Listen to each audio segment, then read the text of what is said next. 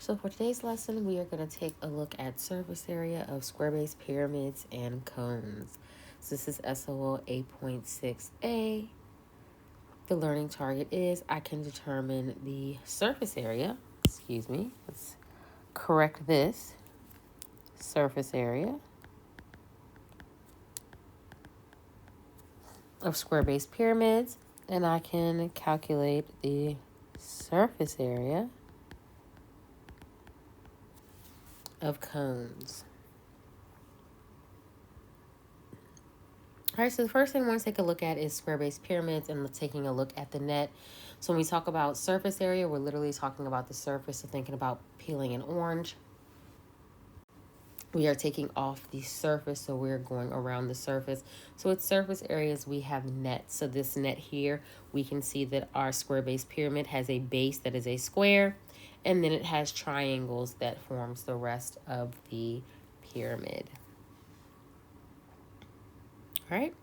So let's look at the first example. It says the base of a square pyramid has side lengths of 6 centimeters. The slant height of the pyramid is 10 centimeters. What is the surface area of the pyramid? All right. So we have that surface area is equal to 1/2 LP plus B. All right. So before we get into figuring out the surface area, let's take a look at what these key pieces mean in terms of the formula, because some of these pieces we have not worked with. All right, so L in this situation is called the slant height. So that is L. That's not a 1, it's an L. All right. All right, so when we look at the slant height, so it said the slant height of 10. So this here is the slant height because we're talking about a pyramid. So pyramids are kind of slanted. So this is where we get the slant height from, the L. All right. P stands for the perimeter of the base.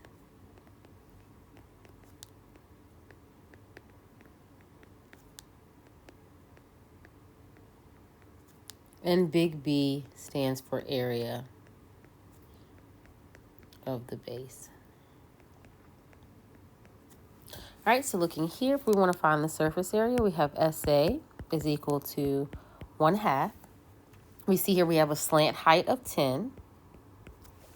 The perimeter of the base, so remember with the perimeter of the base, we are literally adding up all the sides. All right, so we have a square base, all the sides are 6, so we're adding 6 plus 6 plus 6 plus 6. I'm going to go over here and put my my P, perimeter of the base, which is 6 plus 6 plus 6 plus 6, which is going to equal 24.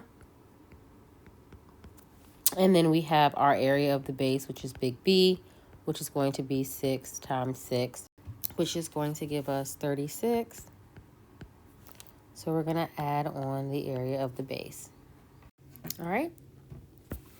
So when we simplify all of that, we get 156 centimeters squared. So since we're talking about surface area, our units are squared.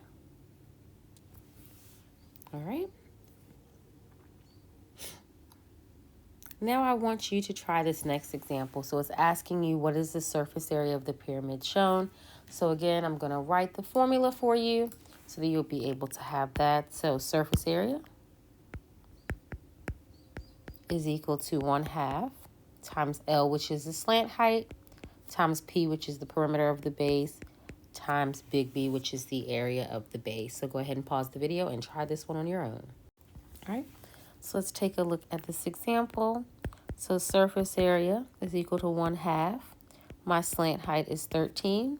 Remember, P stands for perimeter of the base. So we're adding up 10 plus 10 plus 10 plus 10, which is going to give me 40. And then my big B, which is area of the base, is 10 times 10. And I'm adding 100. All right, and we get that our surface area is 360 inches squared. All right, so we're actually going to skip this word problem because we're actually going to focus on word problems in the next lesson, lesson 11. So we're just going to go ahead and slip to or go to surface area of a cone. So here, just like I showed you the net for the prism, here is the net for the cone. So basically, again, thinking about an orange, how the orange has the peel on it. You peel off the orange. That is the net of the orange. All right. Again, I just wanted to break down again, the cone has a circle, so it's similar to, well, its formula is similar to the surface area of a cylinder. So making the connection between square-based pyramids and rectangular prisms and cylinders and cones. All right, so this first example says determine the surface area of the cone. All right, so the cone, for surface area of the cone, the formula is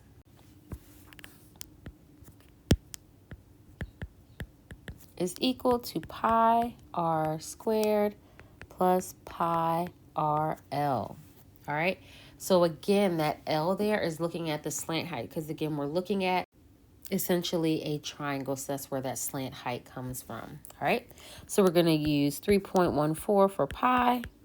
Remember, radius is half of the diameter, and in this problem, they actually give us the radius. So we have 5 squared plus 3.14 times 5 times our slant height of 13. All right, as I always say, break this up to make it a little bit easier for yourself. So instead of typing everything in the calculator, you can go ahead. Of course, we know that 5 squared is 25. So we're just going to do 25 times 3.14, which gives me 78.5. Do the exact same thing to the next piece.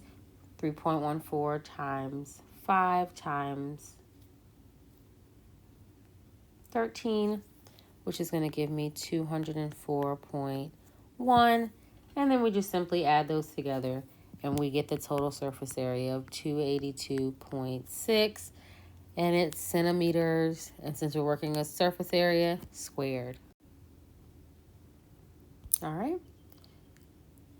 Now I want you to do the exact same thing for this example here. All right, this one is a little tricky because they do not give you the slant height here. So I want you to pay attention to that. 24 is not the slant height. All right, so I'm going to write the formula down again. So surface area is equal to pi r squared plus pi r L. All right, so as I said, this one was a little more tricky, not tricky, but we had to take a few more steps. So here, they don't give us the slant height. So this right here is missing. Oops, didn't mean to use white. So this piece right here is missing, all right? So this takes back to our knowledge of Pythagorean theorem. So we have a squared plus b squared equals c squared. So we're looking for our diagonal. So we have 7 squared plus 24 squared is equal to c squared. Here we get 49 plus 576, 576, all right, which gives us 625 is equal to c squared, taking the square root, and we get 25 is equal to L. So now we have our slant height, all right? So now we can go and find the surface area of our cone, all right? So I'm going to write that down here to give me some more space. So I have 3.14. My radius is 7 squared plus 3.14 times my radius times my slant height that I had defined of 25. All right. So here we're just going to simply simplify. All right. So again, break it up piece by piece to help you. So we have 3.14. We know that 7 squared is 49, which is going to give us 153.86 plus, and we have 3.14 times 7 times 25, which is 549.5 plus 153.86 is going to give us a total of 703.36 millimeters squared. All right. Now it is time for you to summarize what you've learned from today's lesson.